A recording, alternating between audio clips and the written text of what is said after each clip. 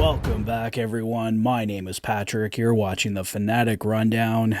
The Edmonton Oilers, after a amazing Game 1 victory, 7-4, don't have that same kind of luck in Game 2, unfortunately. The LA Kings gave the Oilers all they can handle tonight, and in the end, the Oilers ultimately fall in overtime 5-4 as the Kings tie the series 1-1.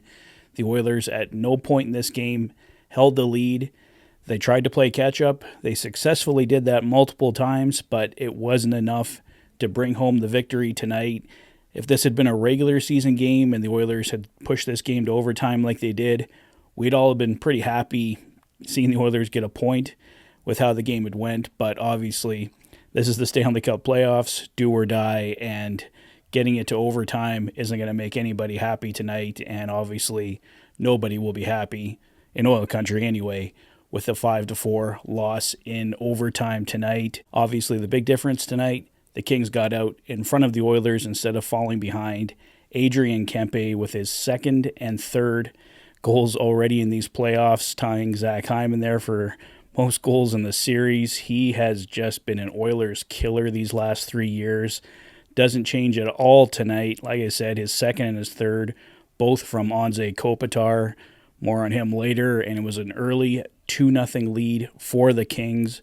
Brett Kulak would get one back for the Oilers with an absolute blast.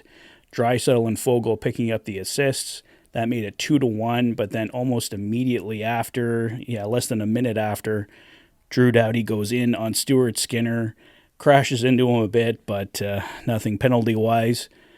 Puck trickles in. Doughty gets his first goal since 2000... Oh, can you remember the year now? I think it was 2012. The Kings were going there, but anyway, 2012 or 2013, one of those years anyway. It doesn't really matter. It's Drew Doughty. He makes it 3-1 for the Kings. It was 3-1 LA after one. The playoffs are here, and my friends over at Deflect Apparel have everything you need to help cheer on the Oilers in their run for the Stanley Cup. They even have your furry fans covered too. Check them out at deflect.net. and use the code FANATIC20 at checkout for 20% off your order. Check out more in the description below, and stay tuned for upcoming contests.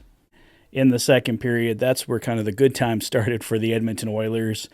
Dylan Holloway with an absolute beauty of a shot gets his first ever NHL career playoff goal. Sam Carrick, Matthias Janmark picking up the assists. It's 3-2. The Oilers have life. They go to the power play where they have been dominant so far in this series. Zach Hyman picks up his fourth, and Leon Draisaitl and Connor McDavid with the assists. The game is tied 3-3 after 2. We have a hockey game. The Oilers coming all the way back to tie this one. Unfortunately, in the third, Kevin Fiala, a minute 46 in, looks like a harmless shot from the boards, but it finds its way in, gives the Kings a 4-3 lead. Things are looking dicey once again, but Dylan Holloway with his second goal of the night from Matthias Janmark at 3:23.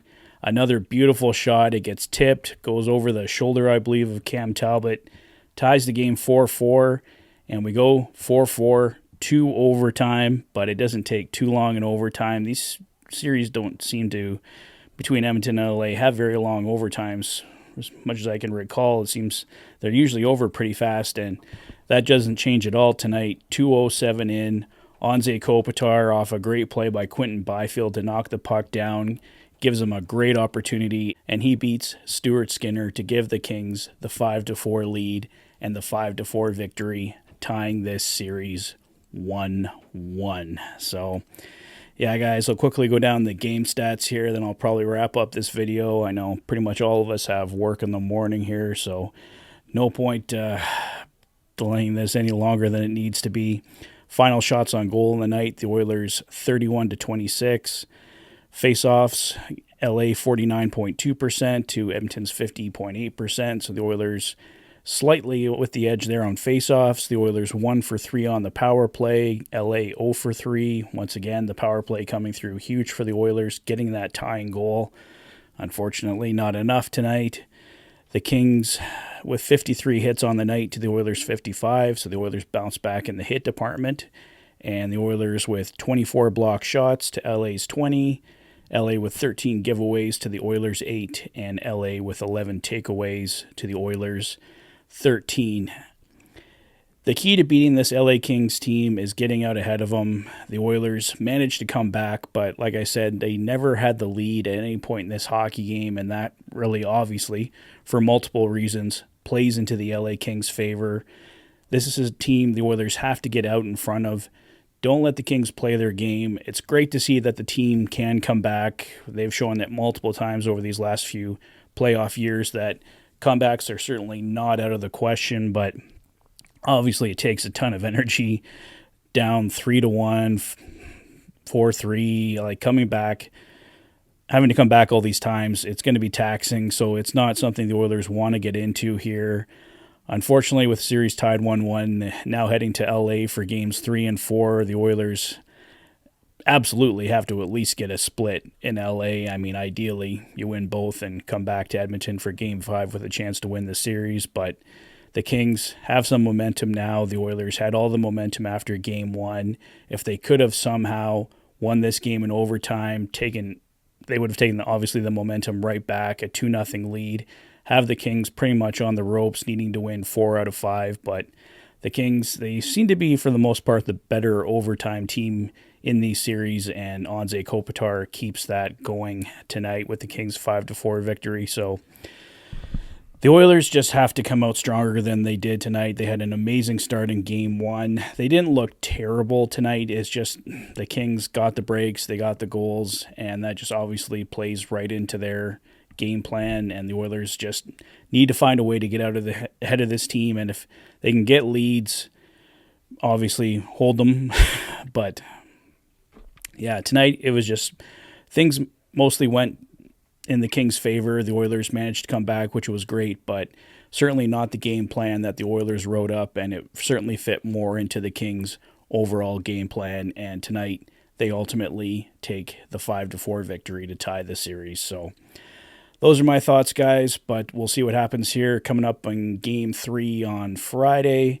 Great to see Dylan Holloway get a couple goals there. Felt really great for him. Just would have been nice to see that, maybe that hat-trick goal in overtime, something like that. I know Kevin Bieksa picked Corey Perry or Evander Kane as possible overtime heroes for the Oilers. I definitely could have seen that. Unfortunately, Corey Perry ends up being on the ice for the Kings' overtime goal, so a little poetic there, I guess, but yeah. Just got to put this one behind us, guys. Game 3, like I said, on Friday, the Oilers definitely need to get a split in LA. Won't be easy. I think a lot of people thought this series was going to be easier than it was. I did pick the Oilers in 5, but I didn't pick the Oilers in 5 thinking all the games were going to be easy for the Oilers. I just felt they were ultimately going to come out the better team in 4 of those 5 games. They got to win 3 straight now to make my pick come true there, but I don't care how they do it. Just take down this Kings team for 3 straight years, and I'll be happy. So let's see what happens in Game 3 on Friday. Let me know your thoughts on tonight's Game 2 loss in overtime in the comment section below. If this is your first visit to the channel and you like what you see, please consider liking and subscribing for all the latest Oilers content. You've been watching the Oilers Fanatic. Thanks for being a fan.